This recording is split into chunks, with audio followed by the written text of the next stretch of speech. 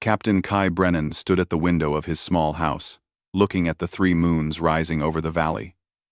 15 years had passed since he left his post at the Galactic Council. 15 years since humanity walked away from the stars they had helped connect.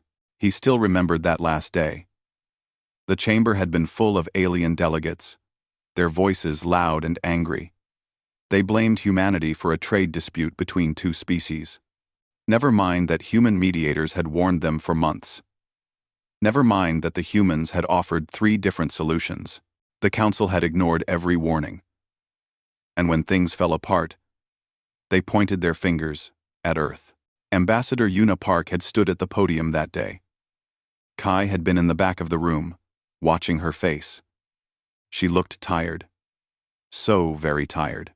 For 20 years, she had served the council, working 18-hour days to keep the peace between dozens of alien species. She had negotiated treaties, prevented wars, and built bridges between worlds that had nothing in common except their presence in the council. "We have heard the council's judgment," Yuna had said, her voice calm and clear. "Humanity accepts that our presence is no longer wanted. We will begin our withdrawal immediately." The chamber had gone silent. That wasn't what they expected. They expected apologies, arguments, maybe even anger. Instead, Yuna simply bowed and walked out. The human delegation followed her, their footsteps echoing in the shocked silence. Within a week, humanity had begun closing its embassies. Within a month, human engineers left their posts at the great space stations. Within 3 months, human doctors packed up their medical facilities. Within 6 months, every human in council space had gone home. Admiral Juan Torres had commanded the final evacuation fleet. Kai remembered talking to him before he left to take the position. "They'll realize their mistake," Kai had said. "They'll call us back." Juan had shaken his head. "Maybe, but we won't come. Not as servants. Not as the people who fix their problems while they take the credit." That had been the real issue, Kai thought as he turned from the window. Not one disaster but thousands of small cuts over nearly 2 centuries. Human scientists made breakthroughs, and alien researchers published the papers under their own names. Human engineers built the transit network that connected the galaxy, and council historians recorded it as a joint effort, barely mentioning the humans who spent decades in space, away from their families, making it real. When humans suggested caution, they were called fearful. When they proposed solutions, they were called arrogant. When they asked for equal recognition, they were told they were too young a species to demand such things. "You've only been spacefaring for 300 years, the elder species would say. "We have civilizations older than your entire history."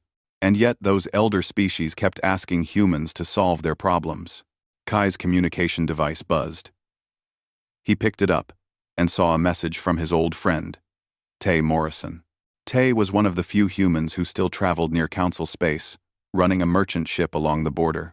"They're starting to notice," the message said. "The transit gates are acting up, medical systems failing. They sent someone to ask if I knew any human engineers looking for work. I told them to ask the council." Kai smiled at that. It wasn't a happy smile. He walked to his study and pulled up his old files from the council years. There were thousands of reports, proposals, and warnings that had been ignored. He opened one at random. It was about the medical synthesis machines that created custom treatments for different alien biologies. The human team had warned that the machines needed specific maintenance every 8 months, or the biological safety protocols would begin to degrade. The council had thanked them for the report and then cut the maintenance budget to save money. Human technicians had continued the maintenance anyway, paying for supplies from their own medical research funds. Because that's what humans did. They saw something that needed doing, and they did it. Now, 15 years later, those machines would be failing. The safety protocols would be corrupted. And the council had no one who understood how to fix them, because they had never bothered to learn. They assumed the humans would always be there to handle it. Kai closed the file and looked at the picture on his desk. It showed the human delegation at the signing of the Grand Peace Treaty 40 years ago. Yuna was there, young and hopeful. Juan was there in his uniform. Dr. Rena Chen stood in the back, the brilliant engineer who had designed half the systems the Council used every day. They had all believed in the dream of a united galaxy, a place where species worked together, where knowledge was shared, where the strong helped the weak. For a while, it had seemed real, but dreams require work from everyone. The Council had wanted the benefits without the respect. They wanted human help, without human voices, in the decision-making. They wanted human labor, without human credit. So humanity had given them what they claimed they wanted. They left. Quietly. Without anger or threats.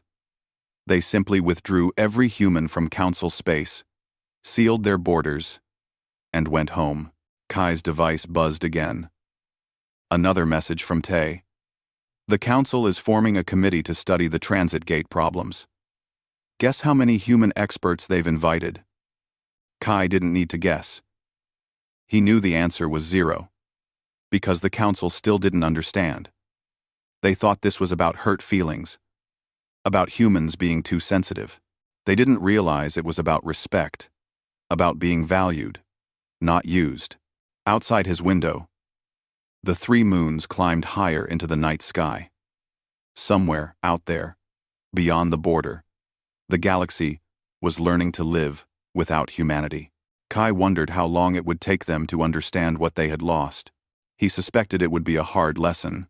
Dr. Rena Chen wiped the sweat from her forehead and stared at the broken medical synthesizer. The Dalarian hospital director stood behind her, wringing his 4 hands together nervously. "Can you fix it?" he asked for the 3rd time. Rena didn't answer immediately. She had been the only human who refused to leave when humanity withdrew from Council space 5 years ago. She stayed because she had married a Dalarian man and built a life here. Now she was the only human engineer within 5,000 light-years. And every day someone came begging for her help. "I can fix this one," she finally said. "But it's going to fail again in 6 months. The biocultural filters are degraded. You need to replace the entire core system." "We have replacement cores," the director said hopefully. Rena shook her head. "You have the hardware. But the calibration requires human medical knowledge. Every species has different biological markers. The humans who built these machines spent years learning how to program them properly. It's not something you can learn from a manual." The director's face fell. His people were getting sick, and the medicine they needed couldn't be produced without the synthesizer. This same scene was playing out across the galaxy. Rena knew. The humans had built so much, maintained so much, and no one had paid attention to how they did it. Across the station, Counselor J. Ramirez sat in his office reading reports. Each one was worse than the last. The transit gate network had suffered 15 major failures in the past month. 2 stations had lost life support for hours before backup systems kicked in. A medical crisis on the Ventari homeworld was spreading because their quarantine protocols, designed by humans, had been modified by local officials who didn't understand the underlying principles. Jay's mother had been human. His father was Zentharian. He had grown up between 2 worlds, and he had watched the humans leave with a heavy heart.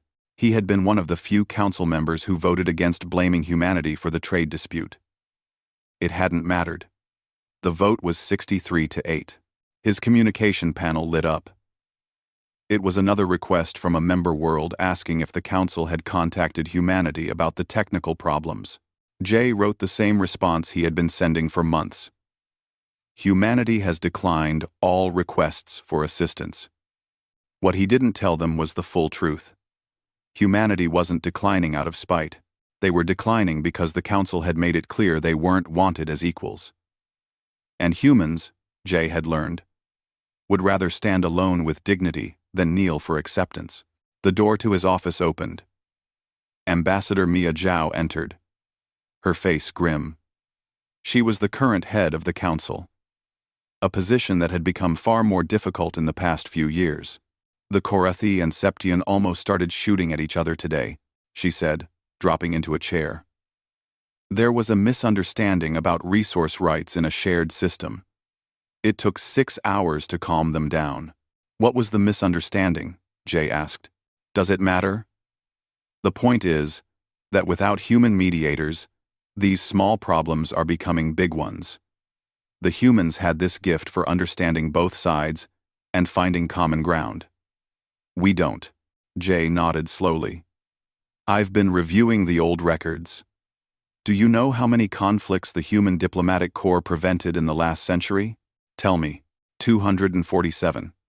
Major conflicts, the kind that could have led to war. And those are just the ones that made it into official records. The humans prevented countless smaller disputes from escalating. Mia rubbed her temples. We thought we were doing fine. The galaxy has been at peace. The galaxy has been at peace because the infrastructure was still working. But it's starting to break down. And we don't know how to fix it. At that moment, on a merchant ship near the human border, Captain Tay Morrison was having a similar conversation. A council diplomat had asked him to carry a message to humanity, requesting technical assistance. I'm a merchant, not a messenger, Tay said. Besides, humanity closed its borders.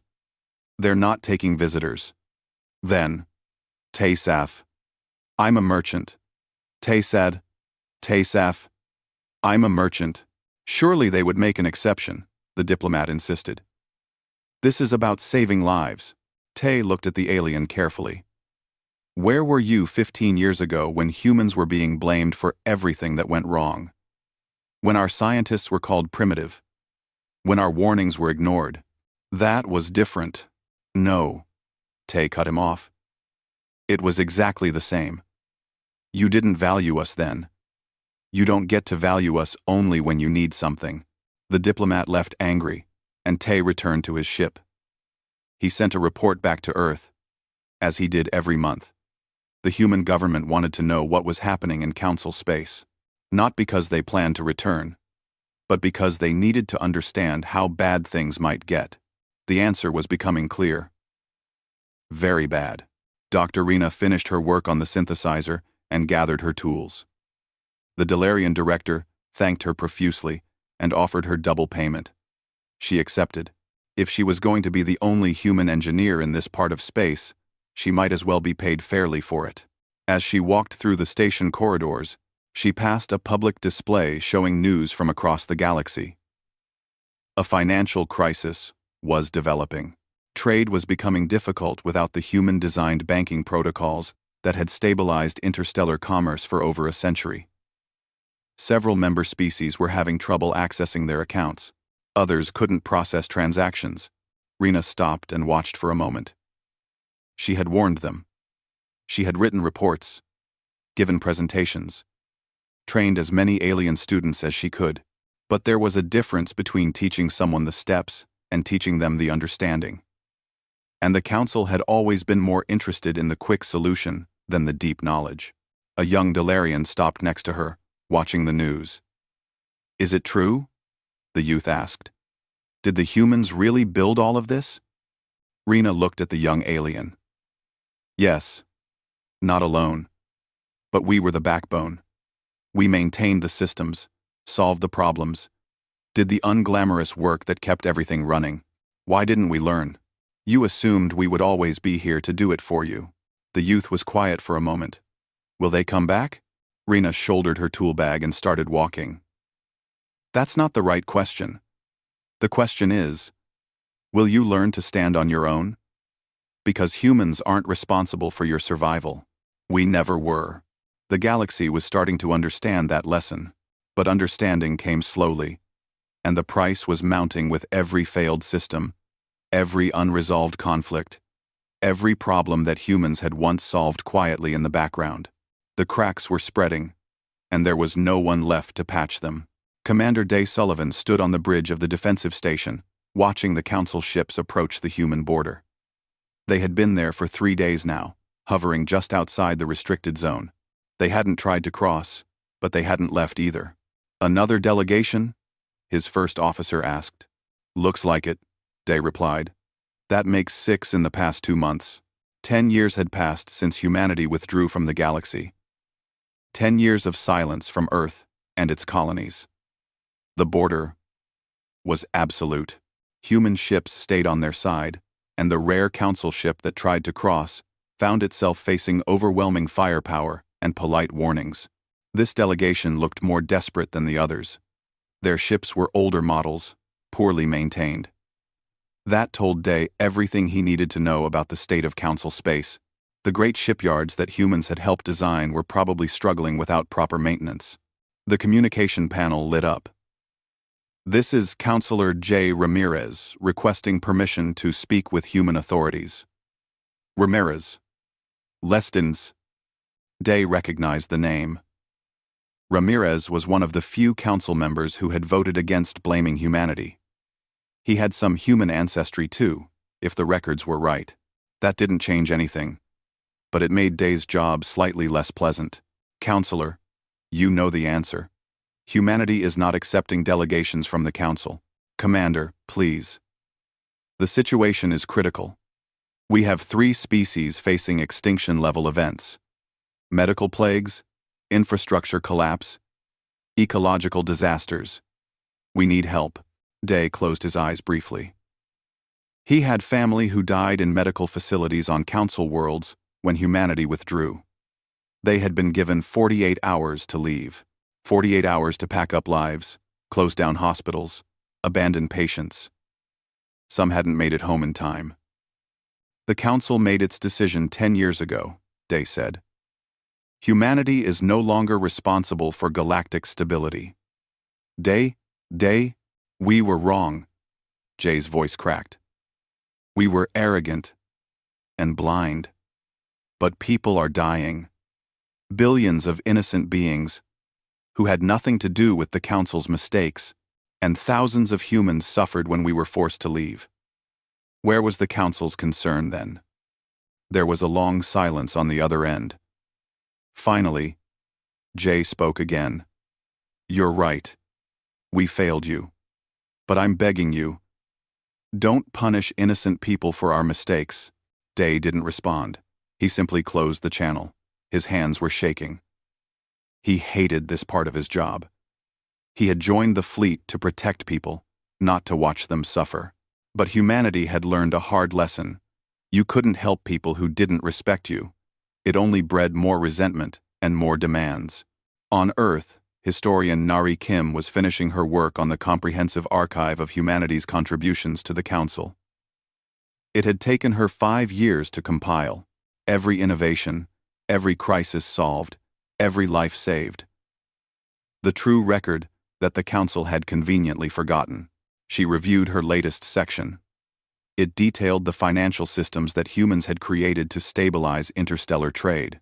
Before humans, economic crashes were common, as different species tried to trade using incompatible value systems. Humans had designed a flexible framework that accommodated everyone. The Council had accepted it, used it for a century, and then gradually convinced themselves they had invented it. Now that system was collapsing. Without human oversight, species were reverting to old patterns. Trade disputes were becoming common again. Entire markets were crashing as confidence evaporated. Nari's research had uncovered something disturbing. In the official Council histories, human contributions were barely mentioned. A project that humans had led for decades would be described as a Council initiative with various member species contributing. The names of human scientists and engineers were omitted. Their breakthroughs were attributed to alien researchers. It was systematic erasure. Not malicious, perhaps, but devastating nonetheless. The galaxy had literally written humans out of their own history. Her communication device buzzed. It was Ambassador Jin Walker, one of the former diplomats. "Nari, the Council is asking to meet with human leadership. Ambassador Yuna is being called out of retirement." What's her response? "She's considering it. There's a debate happening. Some think we should maintain the isolation. Others think we have a moral obligation to help." Nari saved her work and leaned back. This was the question that haunted her research. Did humanity owe the galaxy anything? They had given so much, received so little credit, and been cast aside when convenient. But they had also saved countless lives, built connections between species, and helped create a mostly peaceful galaxy. At the council headquarters, High Counselor Mia Zhao stood before the assembled delegates. The chamber was half empty. Several species had withdrawn their delegations to deal with crises at home. The great unity of the council was fracturing. "We must face the truth," Mia said, her voice heavy. "We have failed, not just with humanity, but with ourselves. We built our civilization on the backs of human labor, and then convinced ourselves we did it alone." There were murmurs of protest from some delegates. Others remained silent, their body language showing shame. "I've reviewed the archives," Mia continued. "The complete archives, not the edited versions we present to the public. Humanity prevented 247 major conflicts in the last century. They maintained 90% of our critical infrastructure. Their medical teams saved billions of lives across dozens of species. And how did we repay them?" She paused, letting the question hang in the air. "We dismissed them. We blamed them. We took credit for their work. And when they quietly left, we didn't even notice until everything started falling apart." A Ventari delegate stood up. "What do you propose, High Counselor?" "Complete honesty. We release the full historical records. We acknowledge every human contribution. We offer formal apologies and reparations. And then we ask, humbly, if they would be willing to help us learn to stand on our own. And if they refuse?" Mia looked at the delegate. "Then we face the consequences of our actions. The galaxy doesn't owe us forgiveness." In her home on a human colony world, Ambassador Yuna Park received the formal request from the council. They wanted her to come out of retirement, to meet with them, to potentially open negotiations for limited human assistance. She stood at her window, looking at the garden she had spent 10 years cultivating. She had thought she was done with politics, done with the exhausting work of bridging incompatible worldviews, but she couldn't ignore the suffering. That was the human curse and blessing. They couldn't turn away from people in need, even people who had hurt them. She sent her response. She would meet with the council, but not as a supplicant, not as someone asking permission. She would meet them as an equal, representing a civilization that had learned to value itself. The galaxy was about to learn that help was not an entitlement. It was a gift that required respect, recognition, and genuine change. And humanity would decide if the galaxy was ready to receive that gift.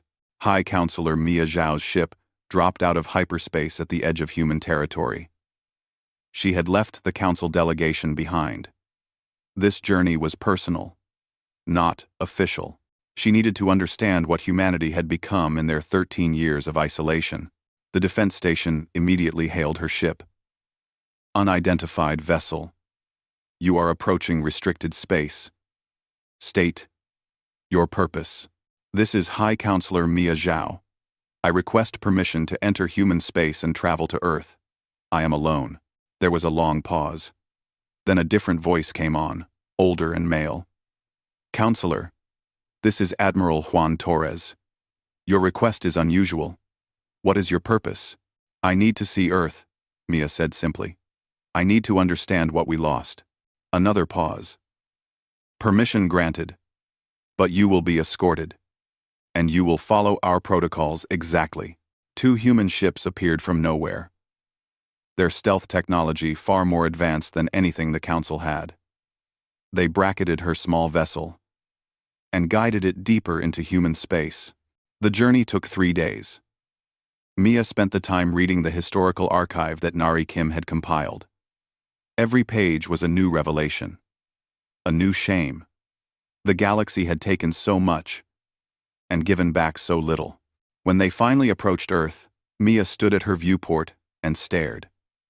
The planet was beautiful, blue and green and alive.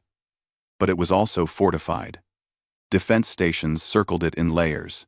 Ships moved in coordinated patrols. Humanity had turned inward and built walls.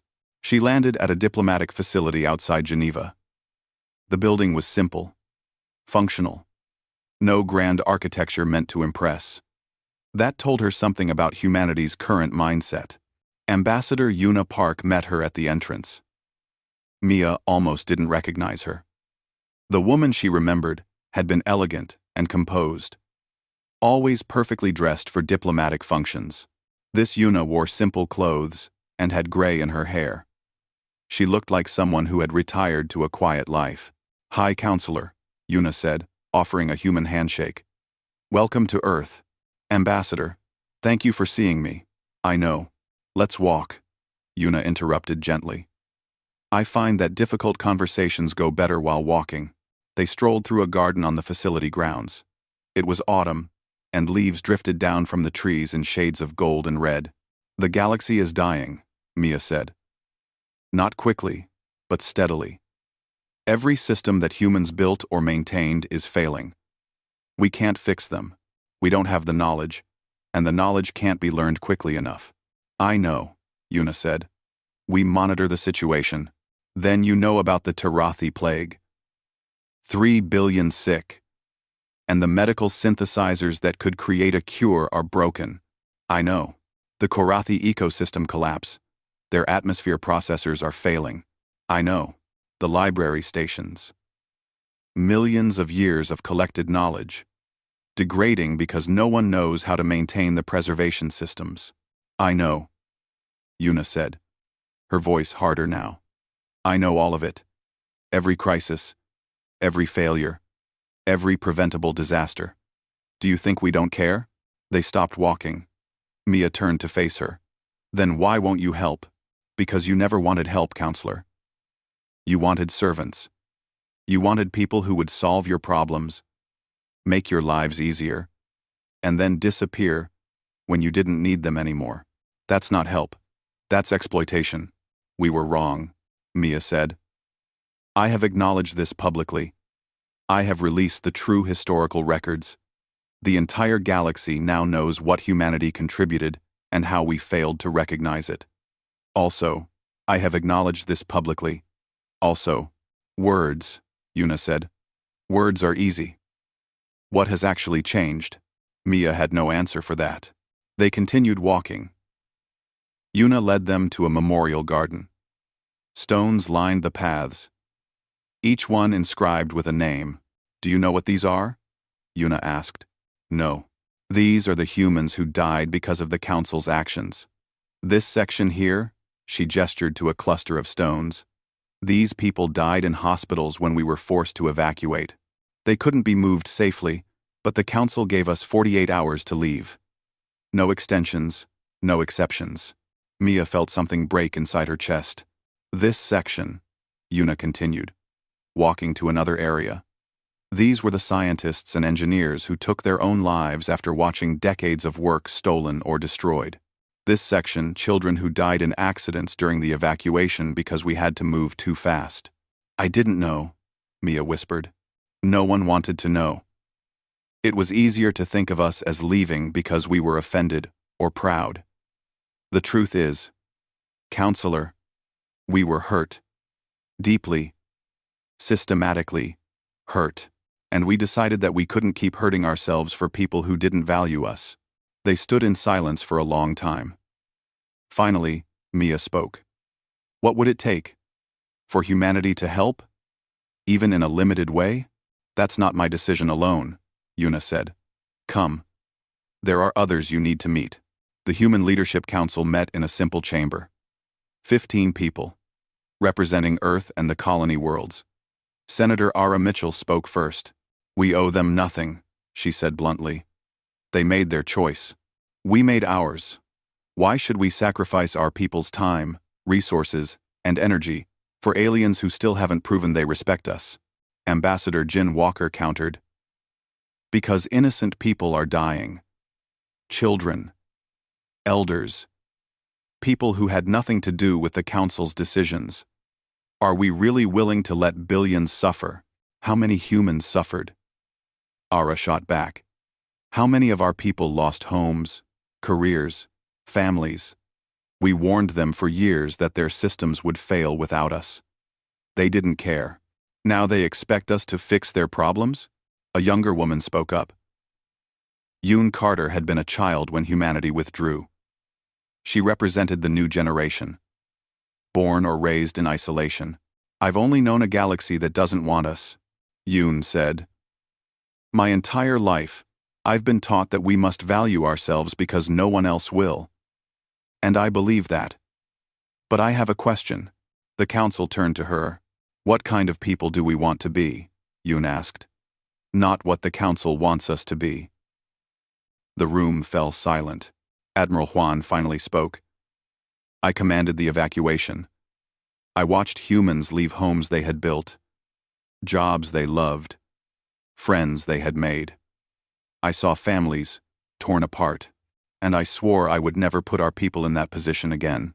He paused, looking at each council member. But Yoon is right. We need to decide who we are. Are we people who help only when it benefits us? Or are we people who help because it's right, regardless of whether we're appreciated? 1. 5. I'm C. There's a third option, Dr. Rena Chen said. She had been brought to Earth to join the council discussions. We help, but on our terms. Not as the council's servants, not as the galaxy's fix-it crew. We help as equals, with clear boundaries and compensation. Mia listened to the debate continue for hours. She saw the pain, the anger, the exhaustion, but she also saw something else. A fundamental decency that wouldn't let humans turn away completely, even when they had every right to. Finally, Ambassador Yuna spoke. High Counselor, we will discuss this and send you our answer within 1 week. But understand this, if humanity decides to help, it will be limited, it will be conditional, and it will require real change from the Council. We are not returning to how things were. I understand, Mia said, and I accept whatever you decide. As she prepared to leave Earth, Mia looked back at the blue planet. She had come seeking help. She was leaving with uncertainty, but also with something unexpected. Hope that maybe, just maybe, both sides could find a new way forward. The broadcast went out simultaneously across every human world and colony. Ambassador Yuna Park stood before the cameras, her expression calm but firm. After extensive deliberation, humanity has decided to provide limited humanitarian assistance to the Galactic Council, she said. This is not a return to our previous relationship. This is a new beginning, built on different principles. Captain Kai Brennan watched the broadcast from his home. 15 years after he had walked away from the council, he was being called back. Not to serve, but to lead a humanitarian mission. He had been retired, comfortable, and now he was packing his bags again. His wife stood in the doorway. You don't have to go. I know, Kai said. But people are dying. And if I can help save them, I should. Even after everything they did? Kai smiled sadly. Especially because of everything they did. Someone has to show them what real kindness looks like. The humanitarian fleet assembled at the border. 20 ships, carrying medical supplies, emergency technicians, and humanitarian aid. Not an army, not a diplomatic delegation, just help. Freely given. Kai stood on the bridge of the lead ship. Beside him was Dr. Rena Chen, who had agreed to come out of her semi-isolation to train alien medical technicians. She looked at the council space beyond the border. Strange to be going back, she said. We're not going back, Kai corrected. We're moving forward. On our terms. The fleet crossed the border. Within hours, they reached the Tarathi homeworld, where 3 billion people were sick with a plague that human-designed synthesizers could have cured if the synthesizers still worked. Kai's team landed and got to work. They brought replacement parts. But more importantly, they brought knowledge. Human engineers worked alongside Tarathi technicians, explaining not just how to fix the machines, but why they worked the way they did. You have to understand the biological markers, Rena explained to a group of alien doctors. Each species processes medicine differently. The synthesizer needs to adjust the molecular structure based on these variables. Watch, I'll show you the calibration process. It took 3 days, but the synthesizers came back online. The cure began production. The Tarathi medical chief watched with tears streaming down his face as the first batch came through. "Thank you," he said to Rena. "Thank you for not letting us die for our leaders' mistakes. We're not here because of your leaders," Rena said gently. "We're here because people need help. That's all." On the Korathi homeworld, human environmental engineers worked to restart the failing atmosphere processors. But this time, they insisted on a change. "We'll fix this," the lead engineer told the Korathi government. "But we're also going to train your people.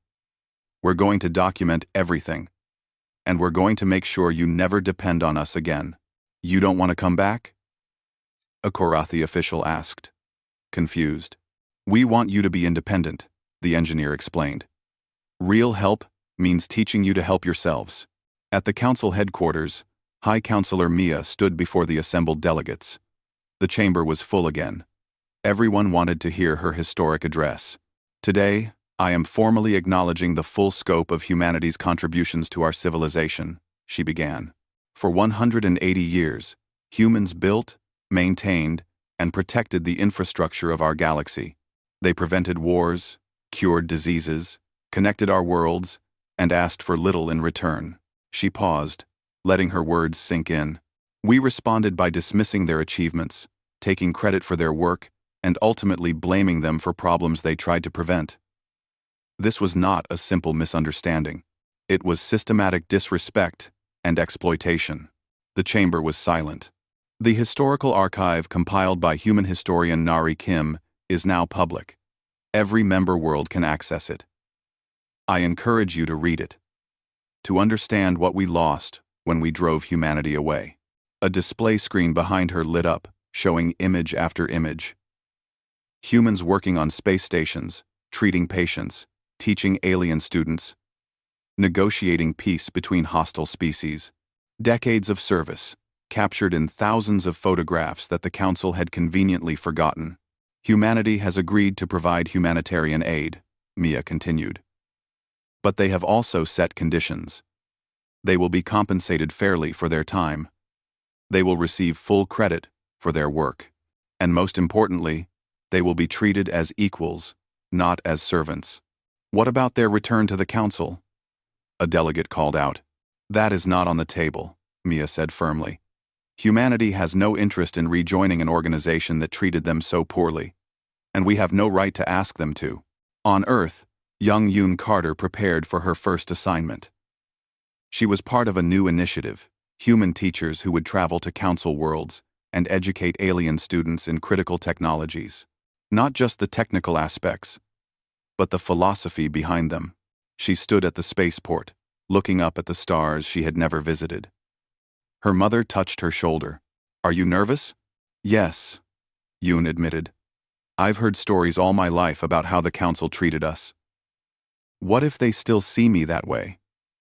Then you change their minds, her mother said. Not by demanding respect, but by showing them what humanity really is. Tay Morrison's merchant ship was busier than ever. Now that the border was partially open, trade had resumed. But it was different now. Humans negotiated as equals. They didn't accept unfair terms. They didn't do favors without compensation. Some alien merchants complained that humans had become difficult. Tay just smiled at that. Difficult meant they had standards. Difficult meant they valued themselves. At one of the great library stations, human archivists worked to save the degrading data. They brought preservation technology and taught alien librarians how to use it properly. Ambassador Jin Walker oversaw the operation personally. Knowledge is precious, he told a young alien librarian. It should never have been left to decay. But you must understand we can't maintain this forever.